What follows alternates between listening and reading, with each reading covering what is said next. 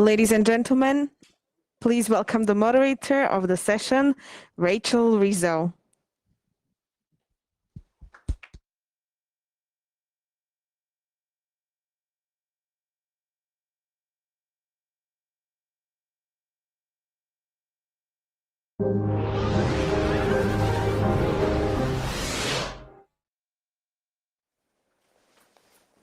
Good afternoon, everyone. I think everyone can hear me.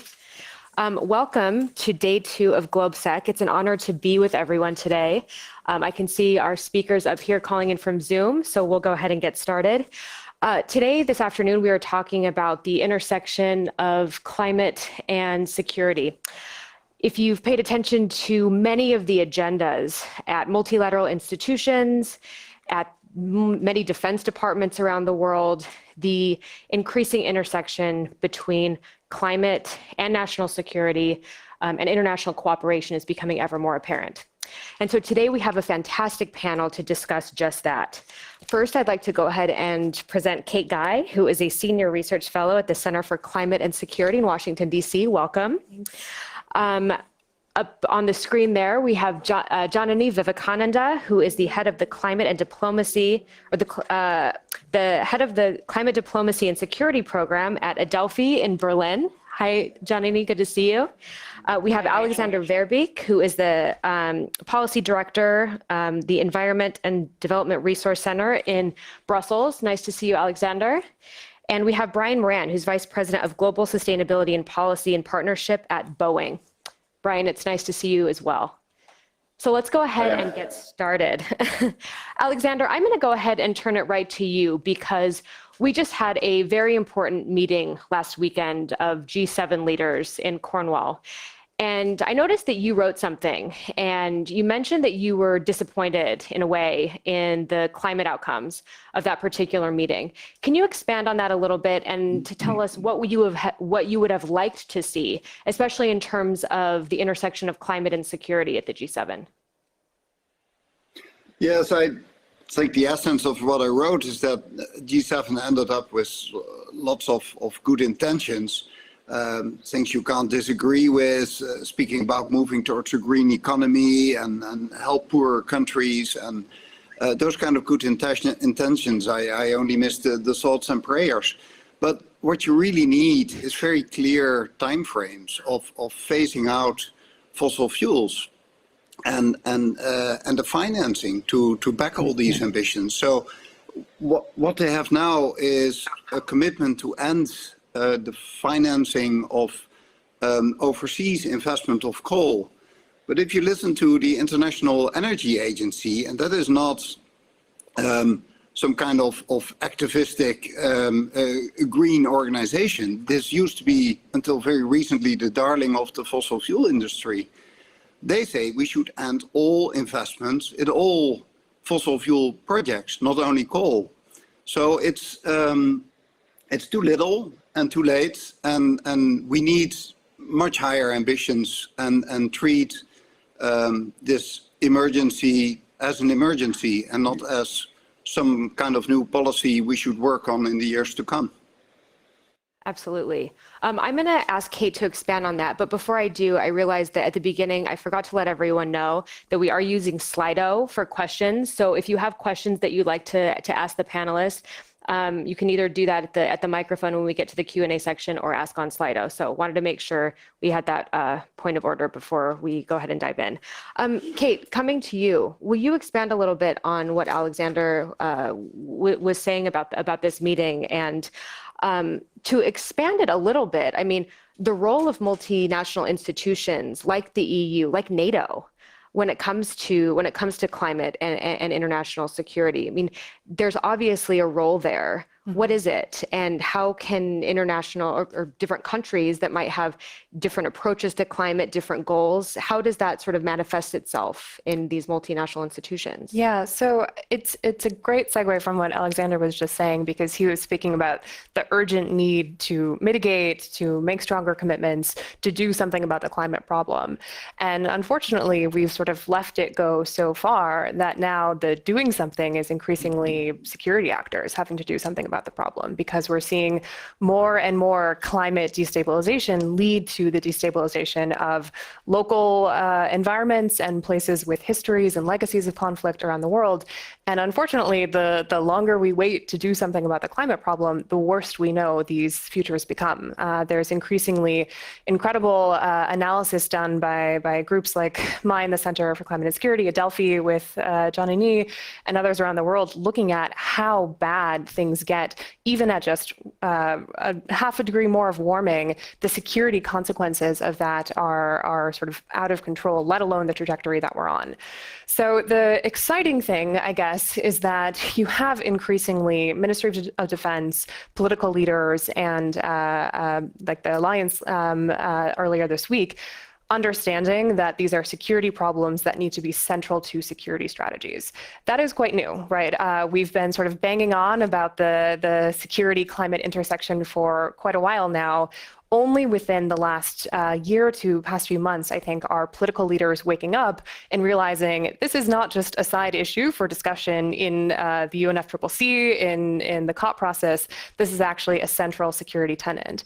So you've seen the Biden administration saying this will be central to our national security and defense strategy. NATO's commitment and action plan earlier this week is huge in terms of pledging investment and cooperation, a new center for excellence in Canada. These are sort of hot off the press commitments, but they're actually sort of revolutionary in thinking about the problem multinationally. Thank you. Johnny, I'd like to turn to you to expand a little bit on what Kate was saying. I mean, you've done a lot of work on this. In terms of how you're thinking about multinational institutions, could you expand a little bit on her comments, please? Yeah, thanks. Absolutely, Kate, Rachel. I think I'd agree with what Kate's set out, and I think also there's something like a symbolic significance as well with multilateral institutions and entities like NATO making such statements. People might not be satisfied with the meat of what the G7's come out with, or be frustrated that there's no kind of timeline or an endpoint or nothing specifically measurable in the NATO climate action plan that was launched on Monday, climate security action plan that was launched on Monday. But I think there's a real symbolic significance of institutions like NATO, like the EU, like the G7, making climate change, but also climate change and security, central to their agendas at the moment. But also on a more practical level, I think there's a value in what they are doing, whilst they're not kind of at that point where the rubber can hit the road and they can get down to operations.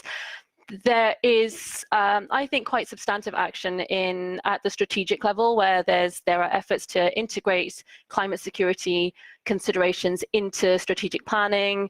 If you look at the EU's roadmap, its climate change and defense roadmap that it launched last year, it specifically looks to integrate climate change into all defense actions across the EU by increasing its understanding of security implications of climate change, increasing its understanding of how climate change affects its missions now and in the future, and then addressing a better understanding and then addressing the infrastructure side of things, how it has to improve infrastructure to effectively carry out sustainable missions. So, you know, they're building it into that knowledge into strategy, and then you need that knowledge before you can get down to operations. Yes, we do also need to be acting at the operational level, but I think the strategic piece is really something to be lauded as well, and we see that in the NATO declaration, in the NATO action plan as well. But then also, if you look at institutions like the UN system, they're also quite substantive steps taken there. Not as far as we want it to be, but the UN just a few years ago, about 3 years ago, established the climate security mechanism, which essentially is an institutional home for this issue of climate security, which was nomadic and therefore was falling between the cracks within the UN system. It wasn't the responsibility of any one single agency, and now there is this mechanism which is the kind of the clearinghouse, the filter, and the part of the UN system that is responsible for ensuring that this issue is cross-fertilized and then disseminated to all the relevant agencies that need to be acting on this. So I think there is some real practical value, and these multilateral initiatives, which then need to filter down into the very practical operational steps at a more localized level. Thank you. Brian, I'd like to bring you into the conversation. Coming from Boeing in the private sector, seems like this is really where the rubber meets the road in terms of ensuring that the climate and reducing emissions is something that organizations are thinking about and taking into consideration when making their plans, especially for a global company. So how is it that Boeing is thinking about working with the defense sector to reducing global gas emissions from where you're sitting? What does that look like?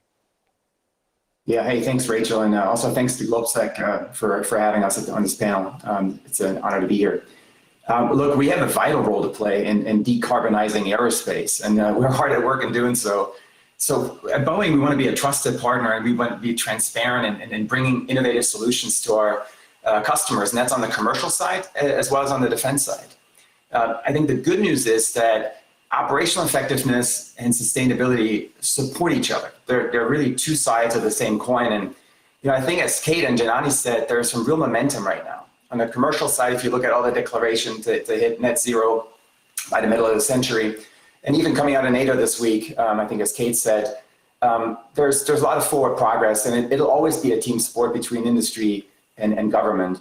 Real quickly, how we look at decarbonizing aerospace, it really falls into 4 buckets, and I'd love to elaborate later on how that might be relevant for the military.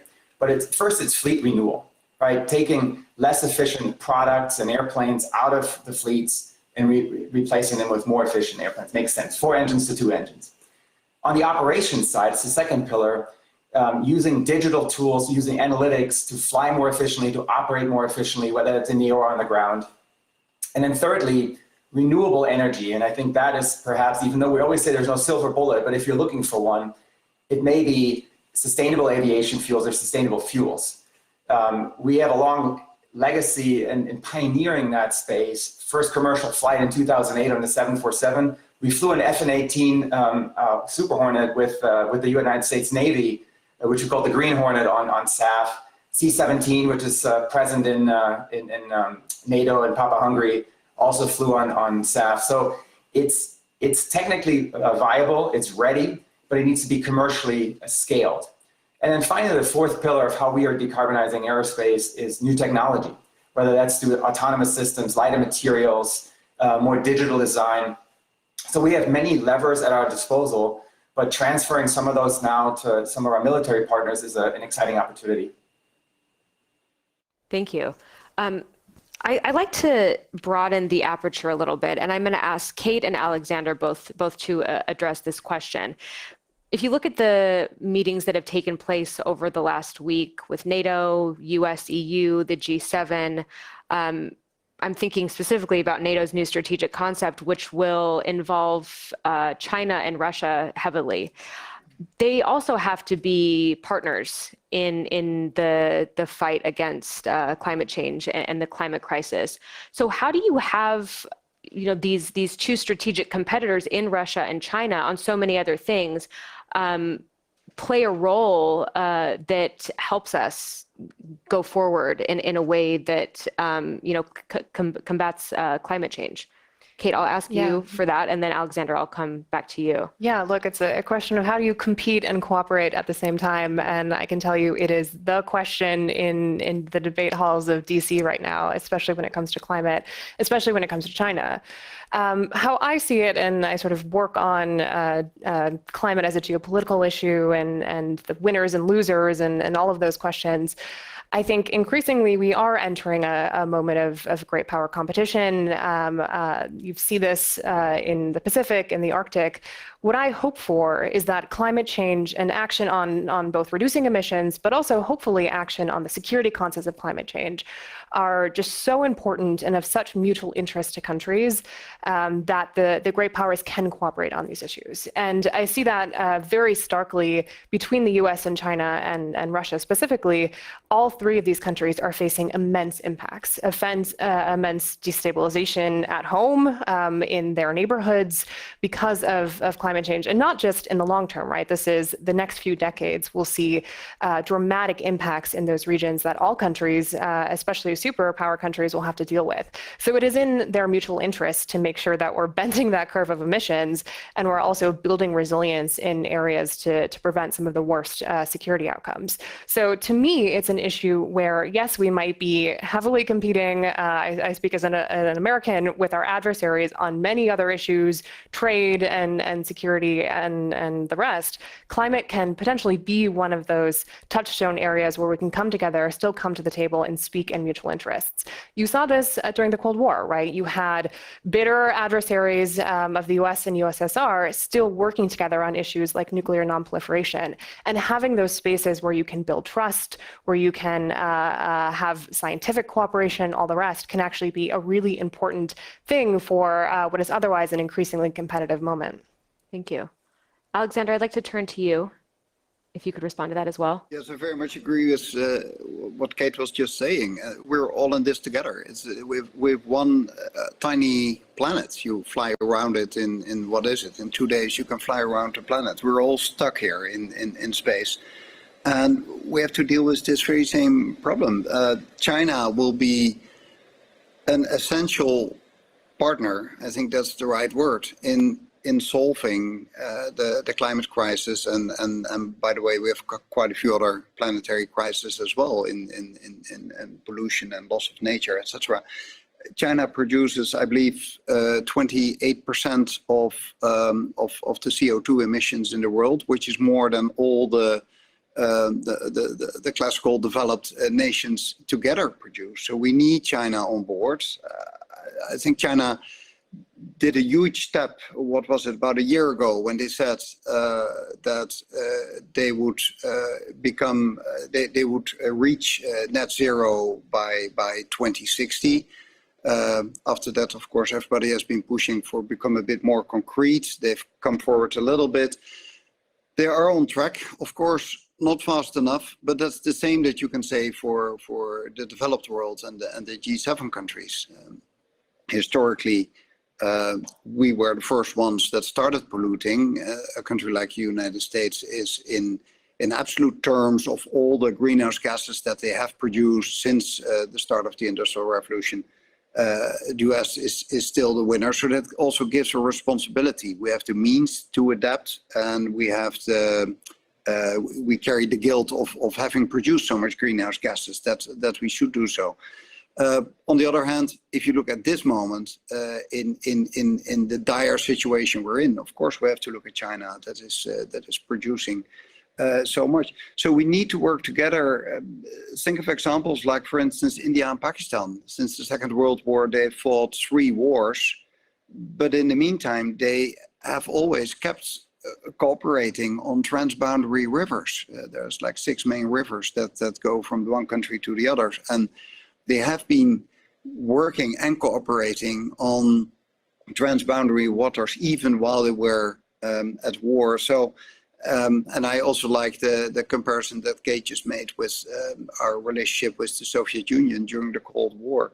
So we need to put climate change and all these planetary change issues that we're talking about in an area where we can keep talking and keep working together. And as a last comment here, it's not only the threats, which are huge.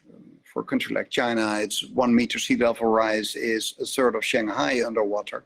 But there's also a lot of opportunities, especially for China, because the renewable energy that we want to produce, we need the precious resources that China has. So there's an opportunity for them as well. And by the way, everything we consume is nowadays produced in China. So there's a competition, but there's also a lot of dependencies. So it asks for really, really skilled diplomacy on all sides. Thank you. Janani, I'd like to bring it to you before we get to Slido. Climate migration is increasingly an issue, but will affect the national security for many countries, not just in Europe, but the United States as well. So how does climate migration play into this broader question? Is that something that you're looking at? I mean, how do we have these conversations in a way that I think centers humanitarianism, but at the same time requires cooperation between many countries at once? Thanks, Rachel. So I think the first thing I'd like to stress is that when the term climate migration is somewhat problematic because there's never a single reason that people move. It's always a complex mix of factors, and climate might be part of it, but it may not be the driver. A lot of people are displaced, absolutely, displaced by sudden shocks like intense storms or slow onset climate impacts like ongoing droughts over multiple years.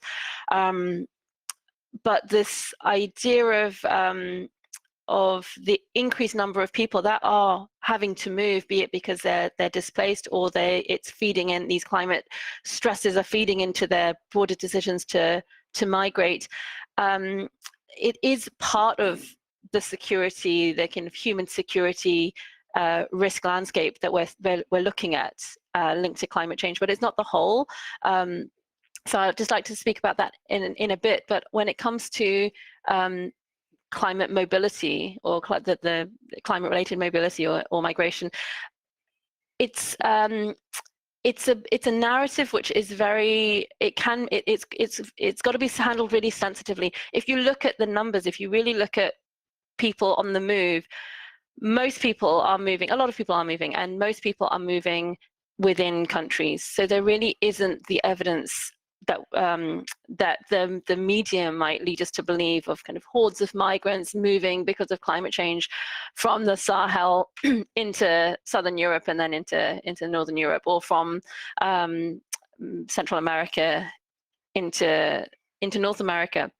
What we mainly see is stressed communities whose livelihoods are becoming less and less viable in the face of climate change, making decisions to maybe move from rural communities to the urban centers within the same country, or just cross the border within the same region. So you see the exponential growth of second cities or the capitals, which just don't have, in already fragile contexts, which just don't have the governance structures and the infrastructure and the social safety nets to absorb these incomers. So that is, for me, the climate-related migration risk that we need to be really focusing on, because as there are these ill-governed urban centers growing in places like Nigeria or Pakistan,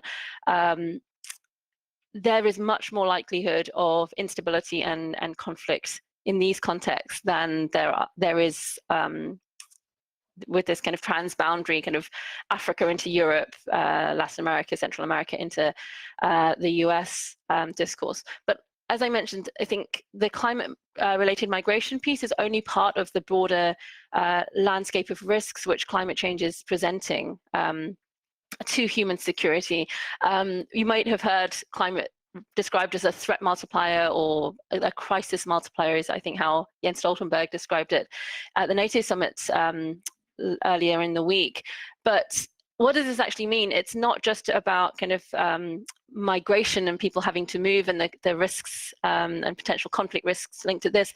It means that climate change, through a range of impacts from these kind of hydrometeorological direct impacts like droughts, floods, more intense storms, having this kind of knock-on consequence on human well-being and affecting economic development and reversing development gains and reversing peace gains. And these risks, these risk pathways are incredibly complex, and they're incredibly context dependent, but they tend to always be grounded in specific social, political, and economic dynamics, things particularly relating to livelihood stresses and pre-existing inequalities and differential access to power and access to natural resources. So when it comes to thinking about what to do about this, I think it has to go beyond thinking about, oh, how many people are moving and how do we stop them. It's about understanding why people are more vulnerable to these climate security risks. It's because they are already marginalized. They're from a particular ethno-religious group, or they are women or children or disabled who have already got constraints on their access to natural resources, which climate change is magnifying or amplifying, or they have livelihoods that are dependent on natural resources and rainfall, which are becoming less and less viable in the face of greater climate variability. So I think it's important to see all the different pathways that play out in the different contexts, and certainly climate-related mobility, displacement, and migration is a piece of this, but there are many, many of these pathways. Thank you so much. And Brian, I wanted to come to you and build on something that Janani said. Janani, you mentioned human security a few times in your comments, and I think the paradox when it comes to human security is that for a lot of countries, this includes, you know, deployment operations and stability operations, which then leave carbon footprints. And so I'm wondering, Brian, you know, when you think about how industry and military come together to reduce the carbon footprint of major deployment operations, how are you thinking about that? Yeah, that's a really good question. I mean, cooperation with military is in our DNA. They're our customers, so it's our first job to listen to their requirements and to bring innovative solutions. But as it relates to climate, I think Alexander calls this one a faceless enemy. So we're going to go fight that enemy together. And industry and military have long partnered. I'm thinking, since it's NATO week, among others, I'm thinking of our NATO AWACS program, where 60 nations have come together in what NATO has called one of the most successful collaborative adventures ever undertaken by the alliance. Pooling, sharing, partnering with across militaries and with industry is a well-proven concept that works well. You know, the Secretary General said earlier this week that he wants NATO and the forces in general to be more capable, more digital, and more green. And if you think about each of these buckets, on a capability side, at Boeing, and again, it's what we do. We've invested $60 billion of our own money over the last decade in innovative technologies and capabilities, many of which directly to reduce our environmental footprint and advance sort of the environmental progressive aspects of our products. On the digital side, again, as I said earlier, there are a lot of tools and capabilities that we're putting in the hands of our customers that allow them to operate more efficiently, whether that's, again, in the air or on the ground. In the air, we have digital tools that allow flights to be more direct, to anticipate weather. So every ounce of fuel burn matters. And so these digital tools and the analytics behind it are really important.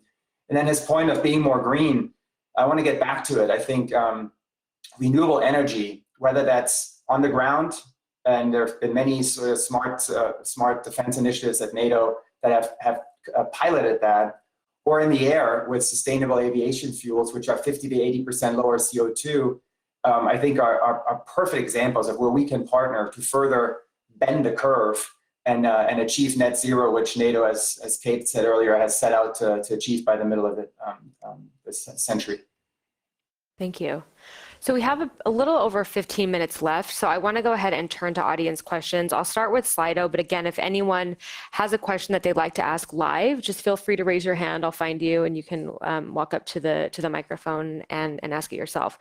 There's a really good question from Matis Lavaki from Moody's, who mentioned how is the EU going to be able to find balance between going green and ensuring production being competitive in the global economy? So Alexander, I'd like to come to you for that question.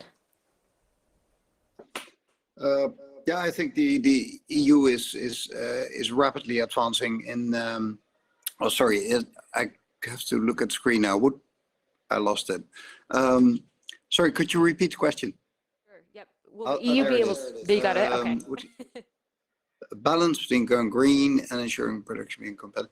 Yes, well, the global economy is going to be green. I mean, that is the future, and so in in lagging behind now for those countries that believe that you can continue with, using coal or having a fossil fuel-based economy, it might help you for a little bit in a short while, but ultimately you have to follow the new trends in technology. It's one of the few things you can learn from history, and also think about what Brian was just saying about how Boeing is innovating and also in its cooperation with the military. The military have always been on top of new trends, and for a long time those trends were going into the direction of more fossil fuels. There used to be sailing ships with cannons and Spanish galleons, whatever, and someday we moved into steamships and into new technology of using oil and ultimately even nuclear for some Navy ships. But now the new trend is going towards green, and you can't imagine that the military stays behind there. So I think for the EU is now rapidly becoming more involved on a path towards becoming green. Quite recently, the ambitions have been really increased from 40 to 55% just recently, and I think that is the new trend where you will find the winners, not just in Europe, but worldwide. Thanks. Brian, did you want to add to that? I see you nodding vigorously. No, sorry, it's engaging. Alexander I think is spot on, and just a couple of examples come to mind. One being, again, I come back to fuels because that is the carbon we're talking about. And sustainable aviation fuels and the signal the MODs could send or are sending in some cases are essential, because right now we can't close, or we haven't closed the price gap. We can produce it. We know how to do it, and we've flown it all the way up to 100%. Boeing flew a 777 in 2018 on 100% SAF. The problem is that the price point is 2 to 3x. And so I think a demand signal from the MODs, as it's already happening, I saw in the UK Ministry of Defense has suggested that 50% of their fleet will fly on 50% SAF in the near future. Those are really important signals to the market, to the producers, to go produce this stuff. So, and I come back to a final point, this notion that there are really two sides of the same coin. This notion that a greener, more sustainable force is somehow less capable or somehow less competitive, I think is false. Thank you. So I'm going to ask a couple questions here, and I'm going to turn both to Kate and Janani to answer them. The first one, I'm going to admit ignorance, because you guys are better suited to answer these climate questions than I. But there's a really good question from Lucia that says, is geoengineering a plausible solution that we can possibly turn to mitigate climate change? So I'll ask that one. But then also, there's another great question on what are the biggest issues arising from climate change for the defense sector specifically. So Kate, I'll turn to you, and then Janani, I'll come to you afterwards. Sure, all the easy ones. Yeah, of course. With geoengineering, so I personally, there's a lot more research that needs to be done into these technologies, because the biggest thing is there are so many question marks still about how throwing chemicals into the ocean or into the atmosphere have dramatic knock-on effects that we just don't understand yet, that science hasn't really gotten its arms around. So that's not a viable option for now, unless we want to potentially cause strange triggers in the climate system that we don't know about.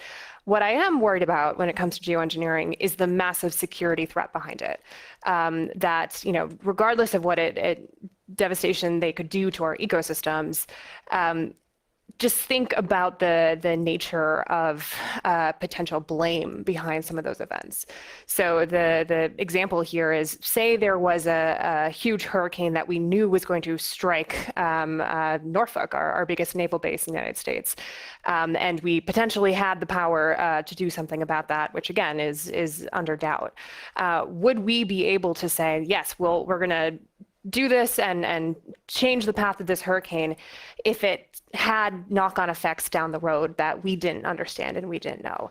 And the security problem there is as soon as that genie's out of the bottle, you can always blame, well, the United States did that, right? The United States was involved in that led to the drought that we had in Mexico months later. We don't know that that's the case, but a country can always sort of change and point the finger and have that blame, right? And we see this already, unfortunately, with climate effects in places in the Middle East and in Africa. Groups on the ground are taking advantage of that climate change for their security consequences, right? So there's great reporting out of Iraq where ISIS has used climate change as a recruitment tool for its ranks, right? Saying, look at what's happening. That's the West. They're to blame for this. Come and join us, and we'll fight back against the people that caused drought in your home. Geoengineering to me is that same sort of blame game where it can be a tool of ethno-nationalism and a tool of sort of increasing tensions between countries. That to me is one of the biggest impacts for the defense sector. I mean, you can look at it across 3 different metrics: the impacts on security environments, the impacts on security infrastructure, and the impacts on our security institutions as well, right? So you'll have those direct and second and third order consequences on the environment that you're operating in. You'll have increasingly devastating impacts on your infrastructure. Think about permafrost thaw in the Arctic and the devastating sort of melting that does to often nuclear installations in that region. But also our institutions, right? Can NATO withstand the more intense, more frequent shocks that are going to be happening in its region of the world? Are our institutions strong enough to sort of stick together and cooperate, as we talked about, in that reality? I think that's an open question. Are our alliances, our global institutions, the UN Security Council, are these bodies fit for purpose to deal with these coming trends and these coming threats? To me, that's maybe the most worrying aspect of defense implications. Thank you. Janani, I'm going to turn to you. Thanks, Rachel. Yeah, I think I share Kate's concerns and fears about geoengineering. I think, however, whatever we feel kind of morally and ethically about the risks and the uncertainties that it holds, it is going ahead because there's no control either within in the private sector. There is a lot of R&D around this. There's a lot of investment, and also in kind of non-aligned countries who might just be advancing this, and even within the allies, NATO allies are also advancing some avenues of research into this. But I think the really critical thing is accepting that it is happening and it is going to happen, and that there then needs to be some form of global governance in this. It needs to be regulated because we can't stop it. We can't stop it. We can hope that it's not going to advance too much, but pragmatically, geoengineering does need to have some regulations within some kind of a global governance framework. Do we have the multilateral institution ready in place? Do we have the international legal frameworks in place? No. So I think this is something that we really need to be thinking about. I mean, there are efforts around this. The Carnegie Foundation is doing some great work here, and I think I think this global governance framework for geoengineering is critical, just to, you know, ensure that when it does happen and whatever forms it's taking, there are some rules and some restitution measures for the kind of the blame and the consequences that Kate touched on in her response. And in terms of the challenge for the defense community, I think the tripartite kind of system that Kate set out is a really helpful way of thinking about this, how the defense community's got to be ready. And I think there's a lot of thinking going into mission readiness. There's and you know, changing the way that military assets are being planned for the future. There's also thinking around kind of the challenges around needing to do more kind of disaster response, more civilian protection work in places like the Pacific and places that we know are already facing much more intense and frequent climate impacts, and then the security communities having to step up as first responders. Where I think there is a gap is that the security sector needs to be better able to also deal with these new climate security risks that are being created, or the climate security implications which are compounding existing conflicts. Kate mentioned Iraq. That's a great example. Another example is the Lake Chad region of the Sahel, where you look at existing military operations and you see that they are entirely climate blind, and they're actually doing more harm. And we've got some really compelling evidence. I was lucky enough to be able to do some field work there, and we heard from members of armed groups and kind of ex-members of armed groups like Boko Haram and Islamic State West Africa, saying that the reason that they joined wasn't to do with any ideological affinity. It was because of the security strategies of international stabilization efforts and counter-terror efforts that were undermining their livelihoods. So kind of international troops coming in with things like slash and burn strategies to literally smoke out insurgents, but then by doing so degrading already drought-affected arid land and soil that are what this very agrarian community needs to sustain its livelihood. These kind of operations, these strategies were then really locking people into this kind of climate security cycle of conflict, because there was just no way out then. If your livelihood's been eroded now for the next decade, they had no choice but to join armed groups. And also we're just so angry at such blindness. So I think there's a real need to climate-proof security strategies and stabilization strategies and peacekeeping. And I think that's a real knowledge gap that needs to be filled by the security community. Thank you. Okay, so we have about 4 minutes left. So I'm going to go around the horn, and everyone has about a minute. We have talked about, when it comes to climate and the intersection of climate and security, we've talked about multinational institutions, the private sector, global partnerships. What did we miss? What is it that the audience should know? What should we be thinking about that we didn't discuss today? Alexander, Brian, Janani, and then I'll close with Kate. Alexander, to you. I think the key message should be that we can solve climate change. We know how to do it. We have the knowledge, we have the technology, we even have the money. It is less expensive to do it now than to wait. And we know exactly how to do it. And a huge part of that is following everything that we have promised to each other to do in 2015 in the Agenda 2030. And we can do it. The only thing that is lacking is leadership and political will and good international cooperation. I'm hopeful for this year that after 4 dreadful years where the biggest leader in the world was not leading and only creating devastating policies, that now that the US is back in the game and is leading, that we have a chance. Because if the US is not there, nothing happens. If the US is there, something can happen. But is it enough that we see? No, it isn't.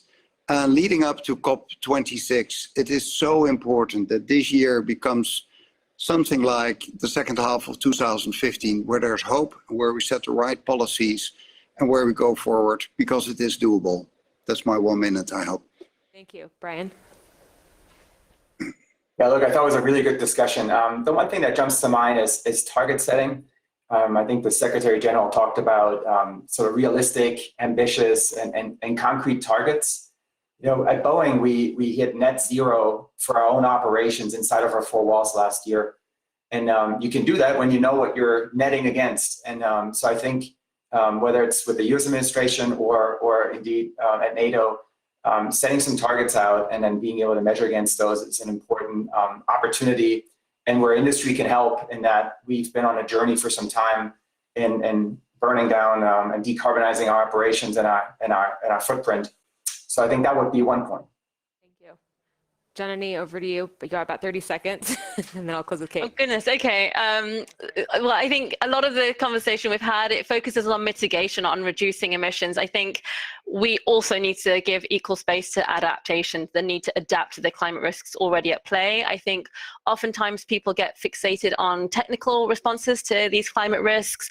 And I'd say a real priority within the frame of this kind of need to look at also at adaptation is looking at what drives climate security risks. And so programming responses need to focus also on things, these kind of soft, and maybe, you know, I'm very aware of being the civil society voice in this security conference, but people-centered issues, things like bolstering social cohesion, building trust between state and people, and redressing inequalities. Now, these aren't kind of big military approaches, but I think these are the factors that underlie vulnerability, the marginalization of women and youth, for example, and this is what makes them vulnerable to climate and conflict risks. And so this also needs to be part of what we're thinking about in terms of future engagement.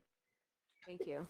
Kate, if I could take us home. Yeah, well, underscore all of what was just said from each angle. I mean, the way I see this is now a central defense and security issue. It's not a side environment issue anymore. This is the stuff of strategic competition of the future between all of our nations.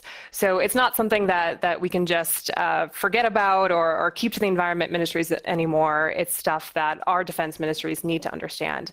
The problem is we often don't have the talent in our MODs, in our senior political diplomats to understand these problems. So I guess I challenge all of you to think really seriously about the training and education that needs to happen in your security sectors to understand these problems. You know, climate change is a messy, complicated issue. It involves a lot of science. It involves a lot of modeling. Are your forces understanding what to do in those situations? Do they know sort of how to climate-proof their operations, how to build resilience? It's going to take investment, and it's going to take retraining. And I would be remiss if I didn't mention, so our World Climate Insecurity Report came out last week for the NATO summit and offer solutions of these types. You know, how should ministries of defense be planning and strategizing around these issues? So you can go look that up, the World Climate Insecurity Report 2021, for a first taste of what you should be doing and how you should be restructuring your security operations. Perfect. Well, that was a wonderful note to end on. Thank you to everyone. Thank you to our panelists.